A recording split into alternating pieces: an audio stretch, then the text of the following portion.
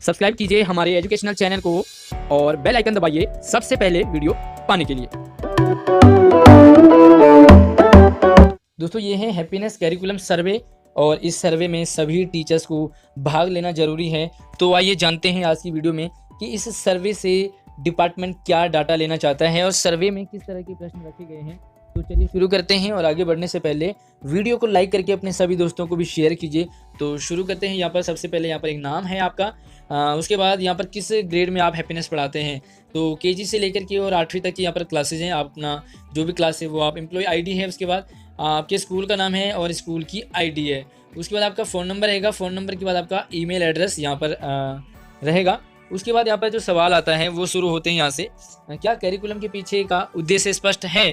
तो यहाँ पर आपको कुछ ऑप्शन दे रखे हैं, तो आप इनमें से किसी एक को टिक कर सकते हैं। जैसे मैं व्यक्तिगत सभी यूनिट क्रियाकलाप के उद्देश्य को गहराई से समझता हूँ, मैं कैरिकुलम के विस्तृत उद्देश्य को समझता हूँ, तो आप किसी एक को टिक कर सकते हैं। मैंने सेकेंड वाले को कर दिया है। उसके बाद देखो किसी विशेष यूनिट का उदाहरण देना है और उसका स्पष्ट उद्देश्य स्पष्ट करना है कि यहाँ पर वो यूनिट क्यों खास है।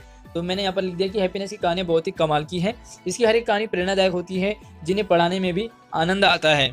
ठीक है। उसके बाद देखो क्या पाठ्यक्रम की भाषा आसानी से समझी जा सकती है। तो यस, मुझे तो आसानी से समझी जा सकती है। तो हिस्सों में जो है सरल भाषा का प्रयोग किया गया, मैंने ये सेकंड ऑप्शन चूज किया है। उसके बाद देखते हैं किसी विशेष यूनिट का एग्जाम्पल देना है। तो मुझे भाषा सरल लगी, तो यहाँ पर मैंने लिख दिया भाषा कठिन नहीं बल्कि आसान है और आसानी से समझ में आ रही है। क्या आप सभी निर्देश स्पष्ट हैं और आसानी से समझे जा सकते हैं। तो मैंने यहाँ पर पहला जो ऑप्शन है, 4 ऑप्शन दे रखे हैं, तो पहला ऑप्शन सामग्री में दिए गए सभी निर्देश आसानी से समझे जा सकते हैं। तो सभी निर्देश दे रखे हैं बुक में, जो हैंडबुक है उसमें। तो यही चीज़ यहाँ पर आगे देखो, क्या आप मैनुअल में दिए गए निर्देशों को केवल पढ़कर क्रियाकलाप करवा सकते हैं। तो कृपया उदाहरण के साथ। तो मैंने लिखा जी बिल्कुल, मैंने अपनी कक्षा में काफ़ी गतिविधियाँ करवाई भी है, जैसे अच्छी बातें अच्छी काम। यहाँ पर एक गतिविधि है बहुत ही इंटरेस्टिंग है, साथ में ग्रेटिट्यूड वॉल है। तो बहुत सारे यहाँ पर गतिविधियाँ हैं बच्चे जिनमें पार्टिसिपेट करते हैं। उसके बाद देखो क्या माइंडफुलनेस क्रियाकलापों की गुणवत्ता संतोषजनक है। तो अधिकांश माइंडफुलनेस क्रियाकलाप अधिक अच्छे गुणवत्ता की है। तो आप सभी में भी कर सकते हैं। वैसे सभी, मुझे तो हैप्पीनेस की जो बुक है वो अच्छी लगती है, तो मैं सभी में से कर लेता हूँ। उसके बाद देखो कृपया उन माइंडफुलनेस क्रियाकलापों का उदाहरण दे जो अच्छी हैं या अच्छी नहीं है। तो दोनों आपने एग्जांपल देने। तो देखो मुझे तो सभी अच्छी लगी। तो जो है माइंडफुलनेस है उसमें देखो सभी क्रिया, जब माइंडफुल सीइंग है, माइंडफुल लिसनिंग है, तो मैक्सिमम चीज़ यहाँ पर अच्छी है। क्या सभी कहानियाँ प्रभावी और आकर्षक है। तो मुझे तो सारी कहानी इसमें अच्छी लगती है। किसी कहानी का यहाँ पर वर्णन भी करना है, तो कहानी तो सभी प्रेरक एवं आकर्षक है। इनमें खासकर शिकायतों का बोझ, 3 मजदूर 3 नजरें, ये बहुत ही फेमस कहानी है। कीमती कौन, पेन या मित्र। तो यहाँ पर मैंने 3 कहानियाँ लिख दी, आप चाहे तो 2 या 4 भी लिख सकते हैं। क्या सभी गतिविधियाँ रोचक एवं प्रभावी हैं।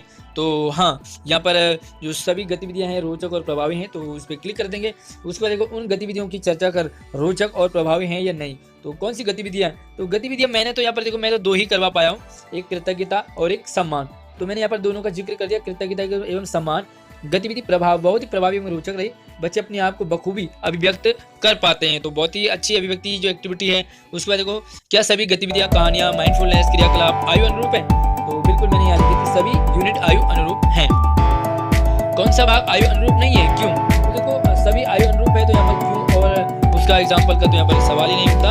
उसके बाद देखो अधिकांश विद्यार्थियों की प्रतिभागिता का लक्ष्य हैप्पीनेस क्लास के दौरान पूरा हुआ। तो अधिकतर विद्यार्थियों के प्रतिभागिता का लक्ष्य कुछ समय पूरा हुआ। हालांकि इस बार जो है वो कोरोना काल था, तो वो मैंने यहाँ पर लिखा हुआ है कि कोरोना काल में क्या कहना मुझे संभव नहीं हो पाएगा। बच्चे घर में ही गतिविधियाँ करते थे जो कि हमें नहीं पता चल रहा था कि किस तरह की है। उसके बाद देखो क्या पाठ्यक्रम के किसी यूनिट क्रियाकलाप माइंडफुलनेस कहानियों से विद्यार्थियों के व्यवहार में परिवर्तन हुआ। तो मैंने लिख दिया हाँ, छात्रों के व्यवहार में उल्लेखनीय परिवर्तन केवल हैप्पीनेस क्लास में ही आया है। मजा आता है व्यवहार परिवर्तन। तो देखो बच्चे कोरोना काल में परिवार के साथ प्यार से रहना सीख गए हैं, आपस में शिकायतें करने में संकोच आते हुए नजर आए, शिकायतों का बोझ, उसके बाद बच्चे शिकायत कम करते हुए नजर आए। तो ये है हैप्पीनेस जो कैरिकुलम है उसका सर्वे है। उम्मीद करूँगा आपको समझ आएगा। वीडियो को लाइक करके अपने सभी दोस्तों को शेयर कीजिए और उसके बाद यहाँ पर सबमिट का ऑप्शन है, तो आप सबमिट पे क्लिक कर देंगे। तो क्लिक करने के बाद जो आपका फॉर्म है वो सबमिट हो जाएगा। तो यहाँ पर कैरिकुलम हैप्पीनेस कैरिकुलम सर्वे यहाँ पर रिकॉर्डेड हो गया है। उम्मीद करूँगा वीडियो आपको